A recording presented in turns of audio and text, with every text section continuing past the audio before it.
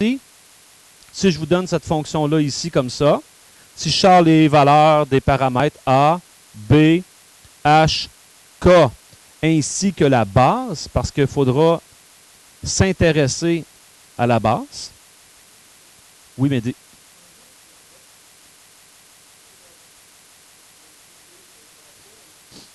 quelqu'un peut répondre à midi. Si j'ai le log en base E, ça va être quoi cette affaire-là? C'est la même chose que ln. Mais oui, si je veux répondre à ta question, on pourra dire que la base, c'est E. Parce que E est un nombre. OK? Donc, ici, là-dedans, elle est bien écrite. Elle est vraiment sous la bonne forme. Donc, A, c'est moins 3. B, c'est 2. H, 4. K vaut 7. Et ma base vaut 5. Je regarde l'autre. Elle est bien écrite aussi. Elle est vraiment bien écrite parce que le plus 4, ça correspond au K. Donc, ici, là-dedans, si je sors mes paramètres A, B, H, K et la base, ben mon A, c'est 2. Mon B, c'est moins 3. Et mon H vaut 0. Voilà. C'est pour ça que c'est bien écrit. Puis mon K est à l'extérieur, c'est 4. Puis ma base ici, c'est 10. Sous-entendu, c'est 10.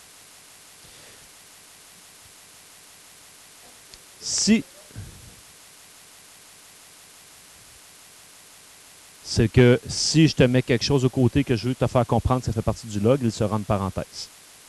Donc, s'il n'y avait pas de cas ici, j'aurais été obligé tout de même de garder des parenthèses pour faire comprendre que c'est le log de ceci. OK? Bon, j'aurais pu faire comme j'ai fait avec vous, avec l'exponentiel, aller l'étudier là, tranquillement, puis voir que finalement, il y a des bases qui sont impossibles. Alors, je vais sauter tout de suite à la conclusion. Les bases possibles pour la fonction logarithme, ben, c'est pas bien compliqué, puisque c'est comme le grand frère de l'exponentielle, c'est les mêmes bases.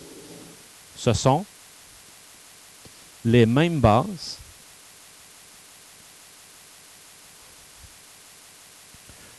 que pour la fonction exponentielle.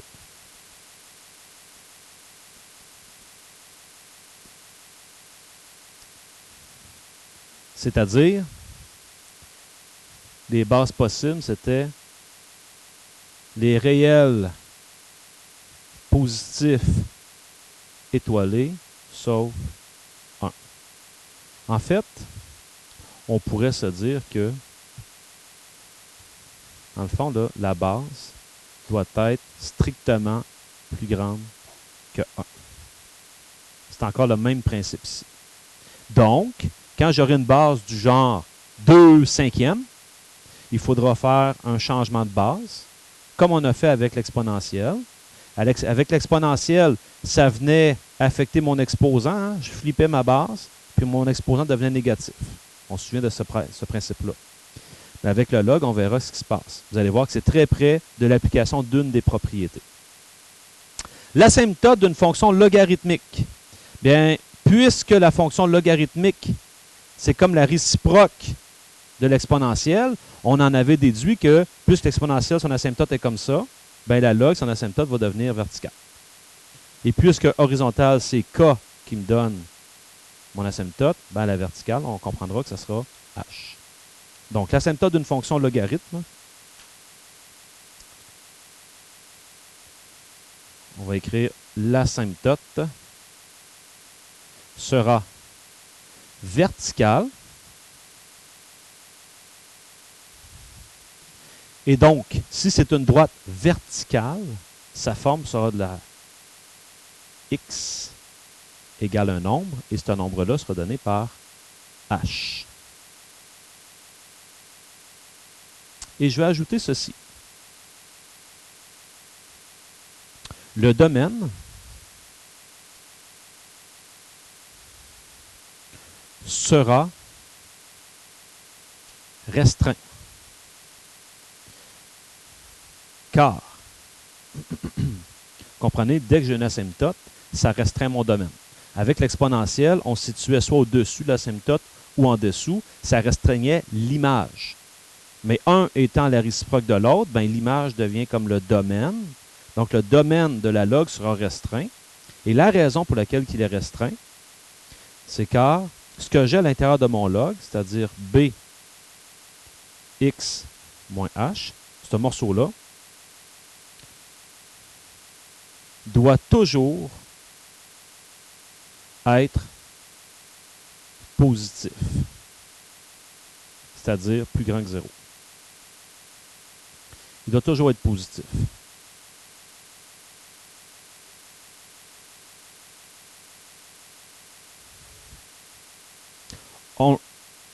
Pardon? Ici? Oui, mais on ne connaît pas la valeur de x. Ça veut dire que je vais avoir des x négatifs. OK? Exemple.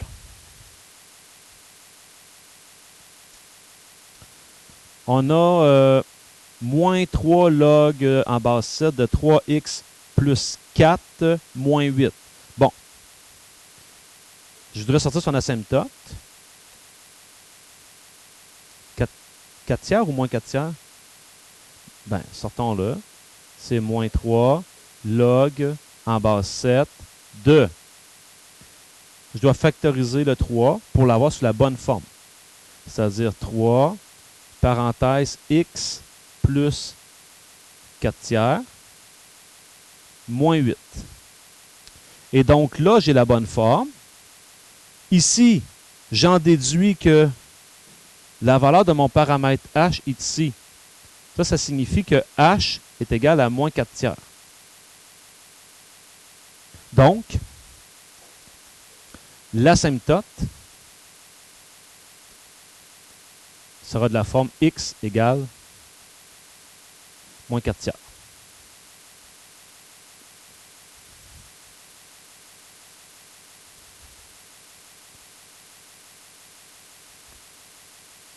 Est-ce que vous êtes en mesure de me dire ici l'asymptote va être égal à quoi? Lydia? T'as-tu répondu? Non? Toi, t'as dit 0? C'est 0. Parce que j'ai dit tout à l'heure à Kevin, si je veux vous faire comprendre que le moins 7, c'est K et non pas H, il aurait fallu que je mette tout ça ici entre parenthèses. Ce n'est pas le cas. Donc, si ce n'est pas le cas, ça veut dire que c'est juste 3x qui est là. Donc, j'ai juste le paramètre B. Mon paramètre H ici, il vaut 0. Donc, ça veut dire ici, mon asymptote, c'est de la forme x égale 0. Donc, ça sera l'axe des y dans ce cas-là qui sera mon asymptote. OK. Je vous ai dit tout à l'heure qu'il sera important avec les logs, tout comme avec l'exponentielle, d'avoir une base plus grande que 1. Il faut se souvenir de ça. Eh bien, comment s'y prendre pour transformer une fonction logarithmique afin que la base soit plus grande que 1? C'est pas très compliqué. On peut inverser la base. Donc, c'est le même principe qu'avec l'exponentielle.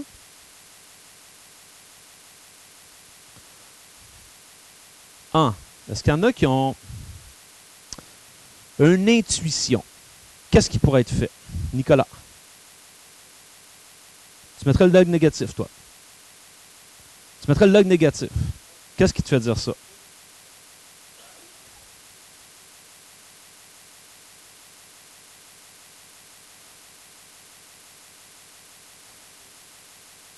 Oh, c'était une des propriétés.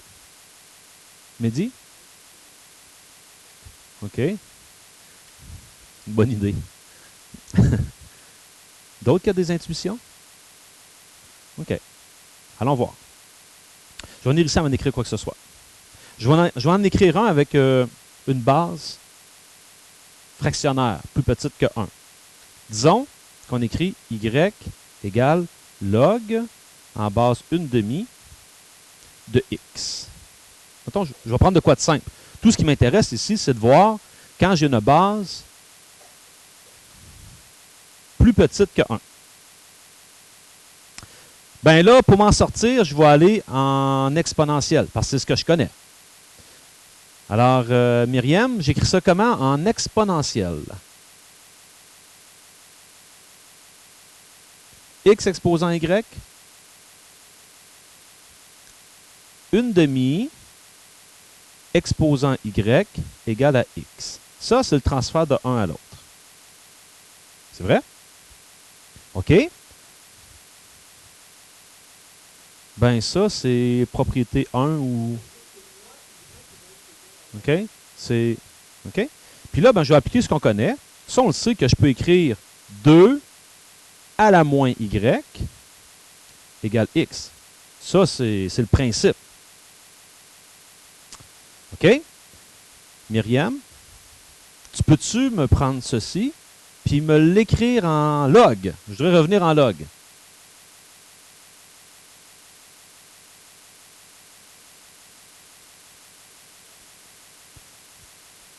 Moins Y égale log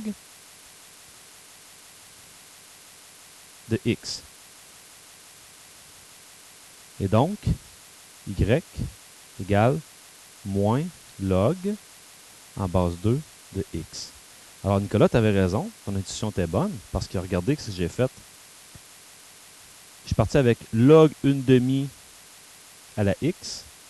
C'est la même chose que moins log en base 2 de X. Alors, quand j'inverse ma base, j'ai tout simplement qu'à changer le signe de mon log. Alors, c'est ce qu'on va décrire.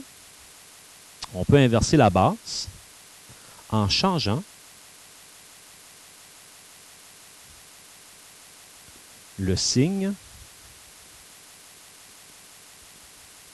du paramètre A. Voilà.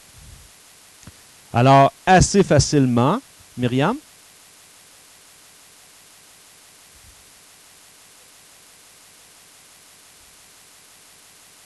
ben, moi, non. Parce que je me suis concentré uniquement sur le log et pas ce qui est autour.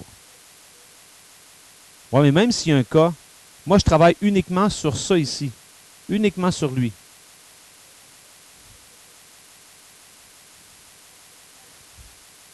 Ouais, mais là, attention, là, c'est parce que là, le plus 2, là, quand je vais vouloir aller écrire ça en exponentiel, là, il va être accrochant, celui-là. Si je regarde l'autre, même principe. L'autre, j'ai une base fractionnaire. La base fractionnaire ici, c'est 1 sur E. Donc, ça va devenir E. En changeant mon signe ici, ça devient 2. 2 log en base E de 3x plus 4 plus 5. Et ça ici, je pourrais dire que c'est la même chose que 2 ln de 3x plus 4 plus 5. Parce que base E, c'est la même chose que logarithme naturel. OK. On va aller voir maintenant. Oui, Frédérica? Ma base? 1 sur E? Ouais, c'est... Le logiciel, j'ai jamais réalisé, mais c'est comme ça. C'est peut-être parce qu'il était très tard, c'est ça. Ouais. Représentation graphique de la fonction logarithmique. Bon, tout ce que je vais faire avec vous ici, un peu comme l'exponentielle, ça va être vrai à condition qu'on ait une base plus grande que 1. OK, ça c'est bien important. Donc, important. Ces renseignements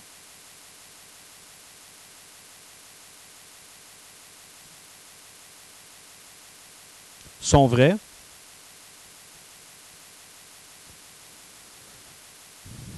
pour une base plus grande que 1. Alors, les étapes vont ressembler étrangement à la fonction exponentielle. Alors moi, je voudrais avec vous, éventuellement, être en mesure, lorsqu'on voit une fonction logarithmique, la représenter. Première des choses, ben, il va falloir aller tracer son asymptote. Donc, comme tout à l'heure, j'ai travaillé avec vous pour la trouver. Une fois qu'on l'a, on va la tracer. Donc, tracer L'asymptote, je vais écrire vertical. Je sais que de la forme x égale h, on l'a vu tout à l'heure.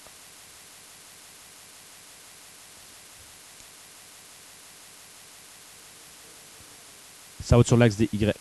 Ça va être x égale 0, c'est sur l'axe des y. Identifier.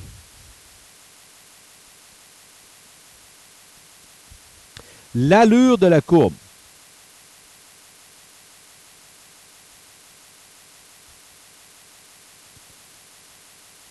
À l'aide de A et B. Vous vous souvenez, hein, avec l'exponentielle, le paramètre A et le paramètre B me donnaient de l'information. C'était croissant ou décroissant selon que le produit des deux était positif ou négatif. Et c'était au-dessus de l'axe, ou au-dessus de l'asymptote, si l'A était positif, et sous l'asymptote, si le A était négatif. On ira voir ici, puisque les choses flippent, on pourrait dire ça comme ça, peut-être que ce sera le B qui va faire l'influence au lieu du A. On verra. OK? Calculer le zéro.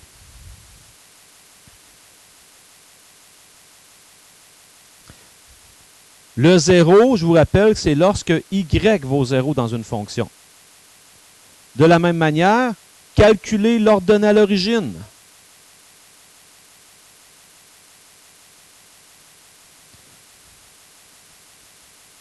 L'ordonnée à l'origine, on peut appeler ça OO. Ça, c'est lorsque x vaut 0, ce qu'on connaît comme étant la valeur initiale. À quoi ça sert ces deux points-là? Ça va me permettre d'avoir un peu plus de précision et avoir une meilleure idée d'où est-ce que la fonction passe. Puis finalement, ben, tu vas aller tracer l'esquisse.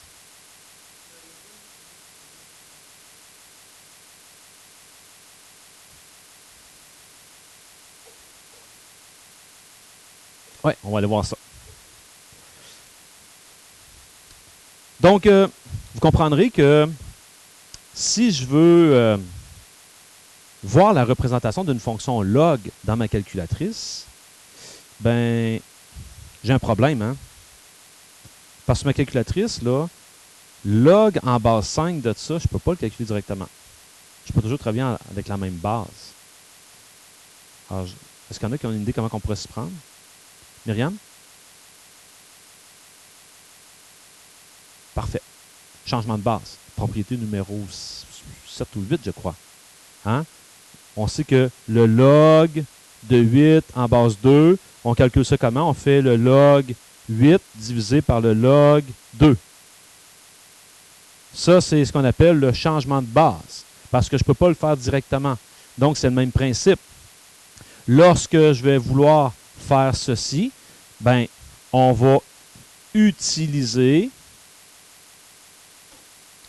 la propriété du changement de base. C'est la 4? Merci. Donc, on vient ici, propriété numéro 4. Dans les faits,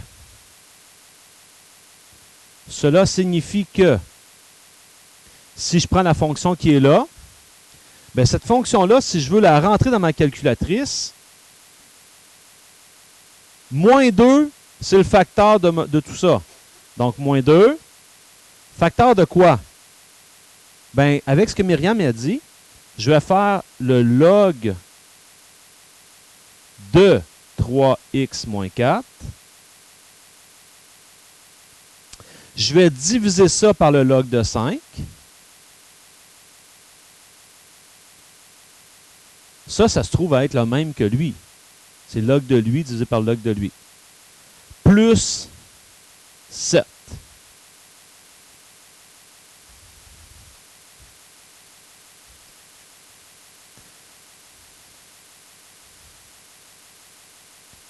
Y égale moins 2, parenthèse, log de 3x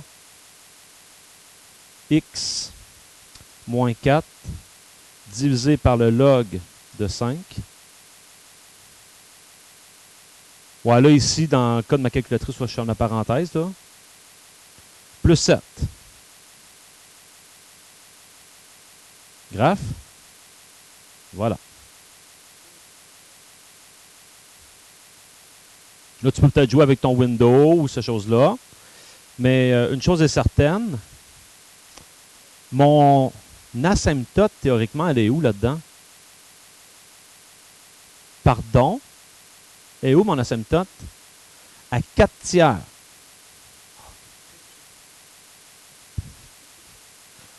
Donc, elle est à 4 tiers. Puis quand je regarde ici, si je veux m'en convaincre, je pourrais venir dans ma table de valeurs et me rendre compte, là c'est sûr que ça va beaucoup trop vite, donc je vais aller dans table set qui est... OK, elle est là. Ben, j'ai juste à la faire monter par 0.25 ou 0.33 ou par 1 tiers. OK. Puis là, je m'en viens ici dans... Puis là,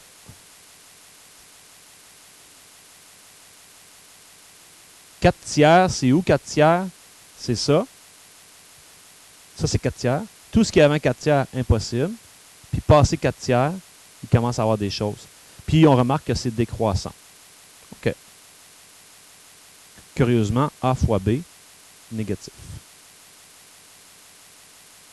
Donc ça, c'est de la manière que je peux me servir de ma calculatrice.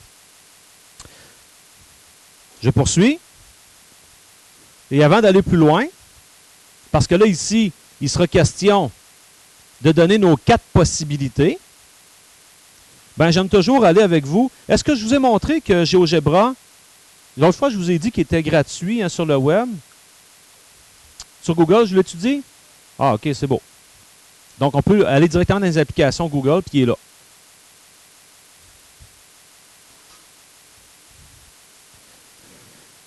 Donc, la fonction log, je me rends compte que oui, il y a un asymptote.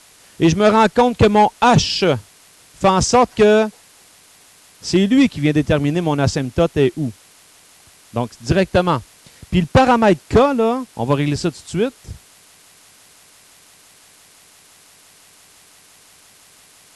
Le paramètre K, il n'y a pas d'impact sur l'allure. Ben, en fait, oui, il y a un impact. Il faudrait que je le rentre ici, là.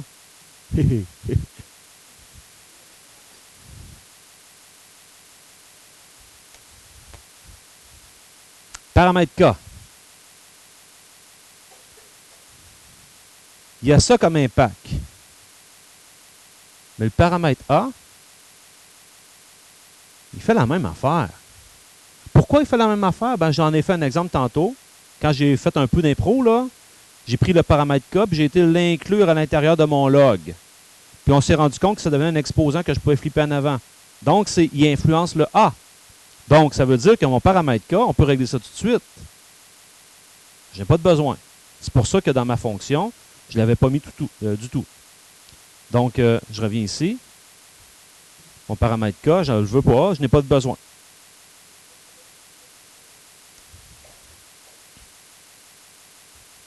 Ça veut dire que lorsqu'on cherchera la règle, on n'aura pas besoin du K, on va chercher juste sans le K. Le paramètre B maintenant. J'ai un B positif. OK, il joue un peu comme le A. Ça ne change rien au niveau de mon asymptote. Quand j'ai un B négatif, plus il diminue. Pourtant, mon asymptote demeure à la même place. C'est une symétrie par rapport à l'axe des Y. Puis mon A, il va se passer quoi si mon A devient négatif selon vous?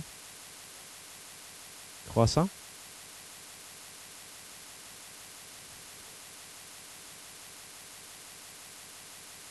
Voilà. Elle devient croissante, mais elle demeure de ce côté-là. Puis mon B positif, décroissante, de ce côté-là. A fois B me donne encore la croissance ou la décroissance. Le A, c'est qu'il me donne quelque chose. Direct. Mais le B,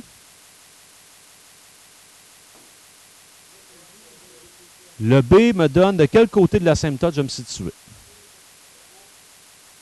Voilà. Donc, dès que j'ai compris ça, A fois B est croissant-décroissant. J'ai mes deux possibilités.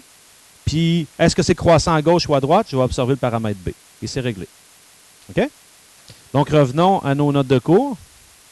Ça veut dire que, tout de suite, je peux régler une chose.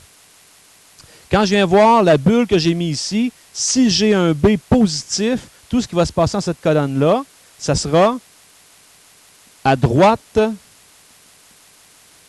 de l'asymptote. Alors que quand mon B va être négatif, on a vu que c'était à gauche.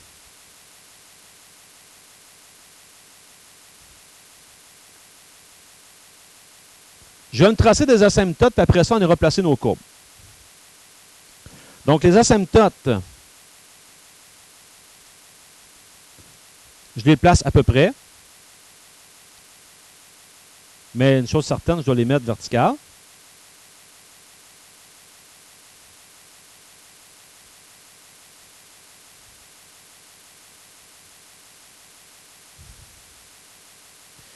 Et je peux tout de suite aller identifier que mes asymptotes seront de la forme x égale h, x égale h à chaque fois.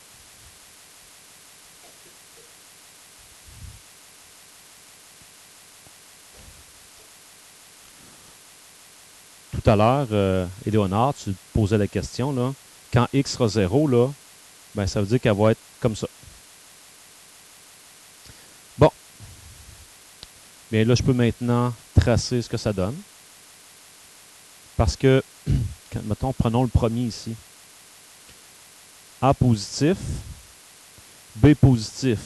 Ça veut dire que je peux venir ici que A fois B, ça va me donner du positif. Ça va être croissant. Et je sais que c'est à droite. Donc, je n'ai pas bien de choix. Ça fait ça. Quand je prends celui-là ici, A il est positif, B est négatif. Donc, A fois B, ça va donner du négatif. C'est clair que ça sera décroissant. Et à gauche. Donc, décroissant à gauche, quelque chose qui fait ça comme ça.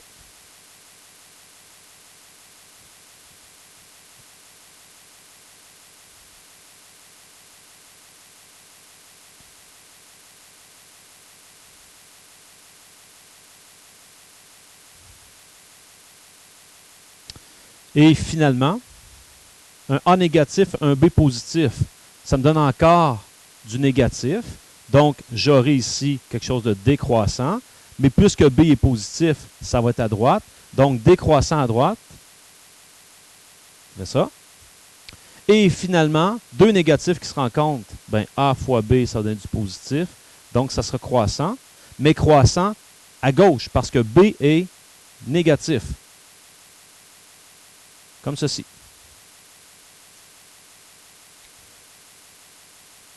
Et donc, j'ajoute que ici, tout ça était vrai parce que la base est plus grande que 1. Et j'ai un petit questionnement parce que, intérieurement, là, parce que je me souviens plus si ici j'étais indiqué la base. Non, je ne peux pas indiquer la base ici. Parce que la seule possibilité, c'est que tu as un log en base 10.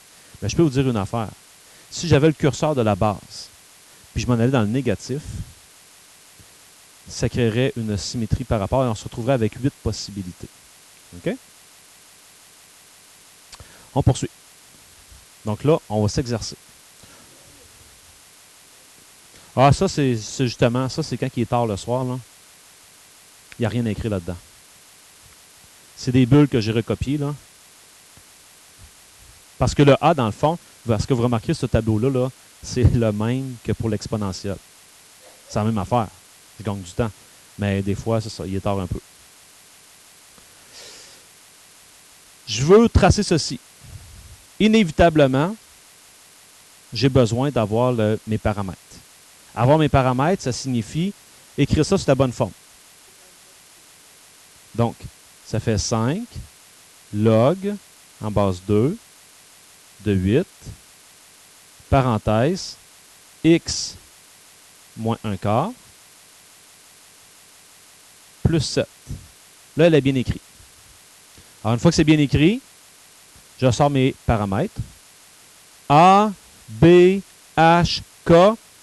Et prenez l'habitude d'écrire la base aussi. Pourquoi je vous dis ça? Bien, si vous ne réalisez pas que vous aviez une base qui n'était pas plus grande que 1, ça devrait vous sauter aux yeux cette fois-ci. Ça n'arrête pas. Puis je fais partie d'aucune agence de rencontre en passant. Donc, A vaut 5, B vaut 8, H 1 quart, K 7, puis ma base c'est 2.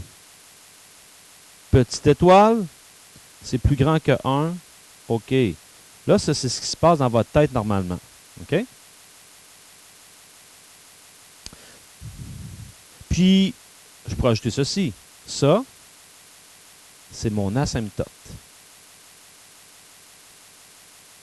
Elle est de la forme x égale 1 quart. Puis tiens, je vais prendre ces deux-là. Et je vais me dire que quand je vais faire A fois B, ça sera positif. Donc, ça sera croissant à droite. Et j'ai tout ce qu'il faut ou presque. Parce que je vous ai dit dans les étapes. Il nous manque quoi dans les étapes? Trouver le 0. Donc, allons-y. On va trouver le 0.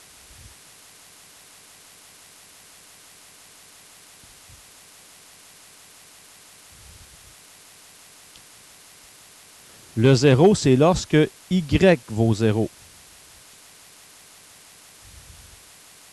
Donc, 0 égale, on a ici 5 log en base 2.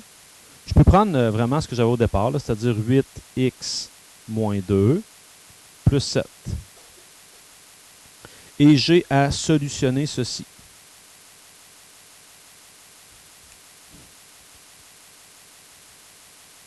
Jeanne, on fait quoi?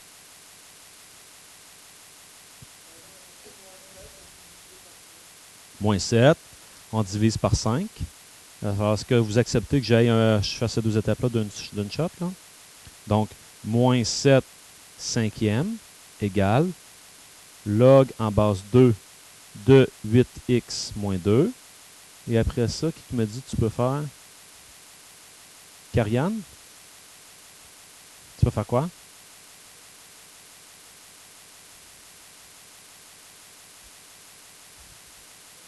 Je ne peux pas calculer le log, hein, parce que je suis pris, j'ai une variable dedans. Kevin?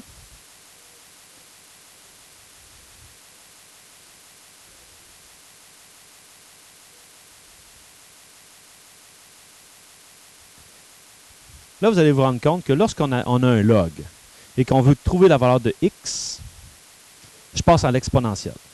Et à l'inverse, lorsque je suis en exponentiel et que je cherche la valeur de x, je transforme ça en log. Comme on a fait tantôt, le passage d'une forme à l'autre. Donc, c'est pour ça qu'il faut être à l'aise là-dedans. Et là, ici, je n'ai pas terminé. Je vais devoir faire plus 2. Puis après ça, je vais devoir diviser par 8. Donc, dans le fond, je vais me retrouver avec la forme suivante. 2 à la moins 7 cinquième plus 2 que je vais devoir diviser par 8. Ça va me donner la valeur de x. Puis ça se calcule très bien sur la calculatrice.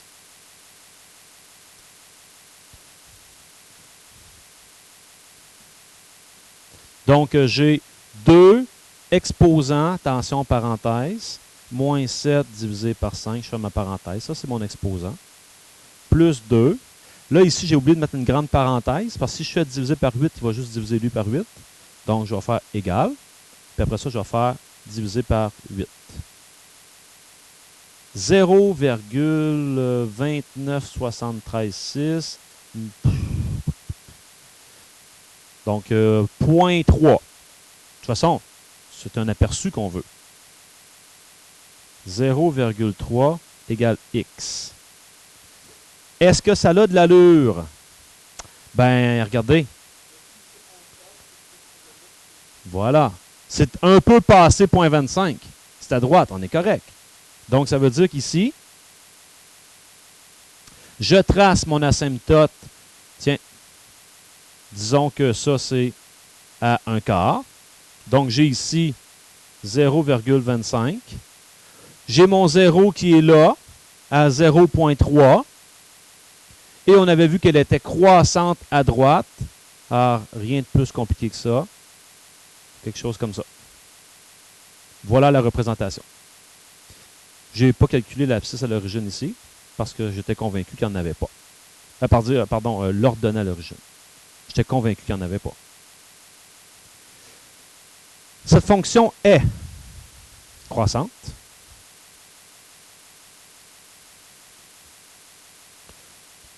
Son domaine, Lydia,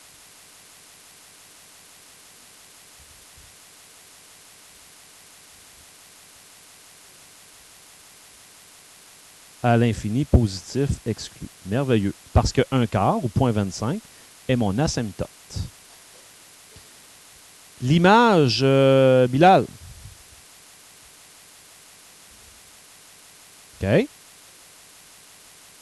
Le réel, parfait. Ici, il faut ajouter plus grand ou égal, plus petit ou égal, parce que là, on cherche à être positive ou à être négative. Donc, vous voyez ici l'importance d'avoir trouvé le 0, parce que le 0 me permet d'avoir, si on veut, la borne qui fait en sorte qu'elle est positive, ou juste avant ça, elle était négative. Donc, c'est la borne entre les deux. Donc, je pourrais écrire ici qu'elle est positive pour x élément de. C'est à partir d'ici. Ce chiffre-là, je vous rappelle que c'était 0,3. Donc, ça sera de 0,3 jusqu'à plus l'infini. Et elle sera négative pour x élément de.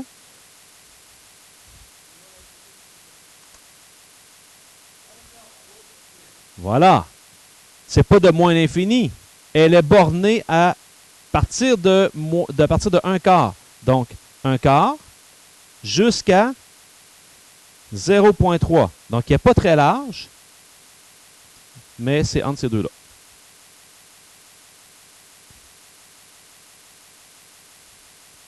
Est-ce que ça va? C'est clair?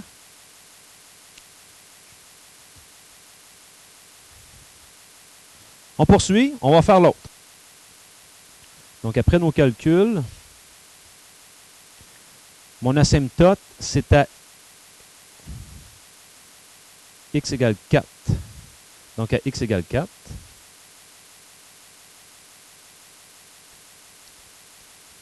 Ça ici, c'est à 4. J'ai trouvé que mon 0 sera à 4,06. Ah, c'est très proche. Bon, imaginons que 4,06 est là.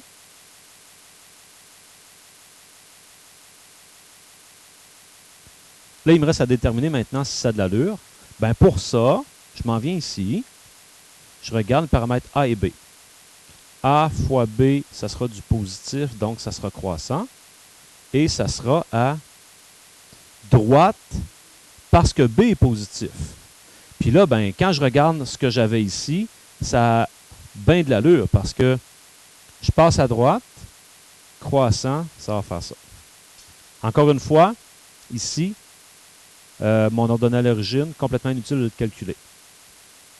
Jeanne?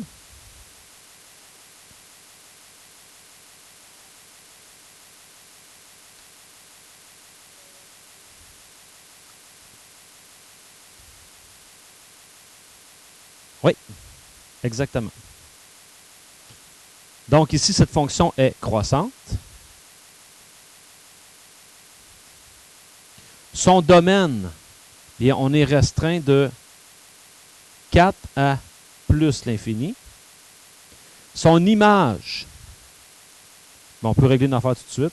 L'image d'une log, c'est toujours les réels. Comme le domaine d'une exponentielle, c'est tout le temps les réels. Ça veut dire quoi? Ça veut dire que si je faisais, éventuellement on le verra là, la réciproque de celle-ci, j'obtiendrais une exponentielle et je peux vous assurer que l'exponentielle, son image sera de 4 exclus jusqu'à plus l'infini parce que son asymptote sera à y égale 4. Et la fonction est positive-négative, donc elle est positive à partir du 0. Donc, pour x élément de, ça commence à 4,06 jusqu'à plus l'infini.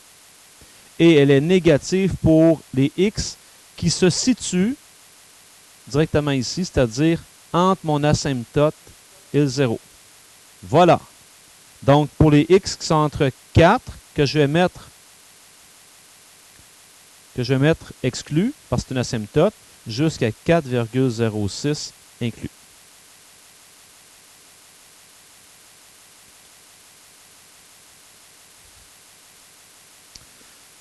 Je vous donne 5 minutes. On pouvait, dans un premier temps, peut-être sortir nos paramètres, mais je me rends compte que c'est peut-être pas écrit sous la bonne forme. Donc, je pourrais tout de suite écrire ça comme étant ln. Ça, c'est moins, parenthèse, x moins 2. A, B, H, K et la base. Mon A vaut 10. Mon B, moins 1. Mon H, 2. Mon K, 0. Et ma base, E. Parce que quand c'est ln, c'est base E. E étant plus grand que 1, je suis correct. On me dit que le 0, c'est quelque chose d'important. 0 égale 10 ln de moins x plus 2. Je divise par 10. Ça n'a pas un gros impact parce que 0 divisé par 10, ça fait 0 égale ln de moins x plus 2. Et là, normalement, quand on est rendu ici, là, je voyais les personnes fouiller d'une page à l'autre pour voir qu'est-ce qu'on fait. Ben, on passe à l'exponentielle. Mais l'exponentielle, c'est quoi? C'est de prendre la base. Hein, si je m'en reviens sur le problème précédemment, ici, quand je suis arrivé justement ici, quand j'ai pris ma base 2, affecté de l'exposant, ça m'a donné l'intérieur. Donc, quand j'ai ln, ben on l'a écrit tout à l'heure, la base, c'est E. Donc, ce que j'ai à faire rendu ici, c'est de dire E à la 0 devrait me donner moins x plus 2. Et ça, c'est 1. Moins x plus 2. Je vais soustraire 2 de chaque côté. Je vais me retrouver avec moins 1 égale moins x, donc 1 égale x. Puis, en passant, si j'analyse un petit peu plus, lui, je sais que c'est mon asymptote. Je sais que ça ici, A fois B, ça sera négatif. Donc, ça sera décroissant.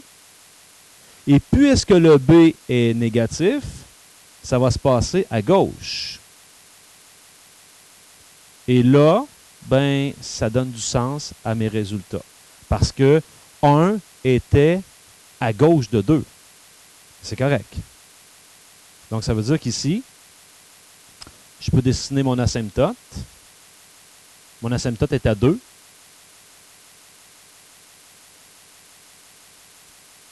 Ça ici, c'est 2. J'ai mon 0 qui est à 1. Et là, on me dit que c'est décroissant. Donc, je n'ai pas le choix.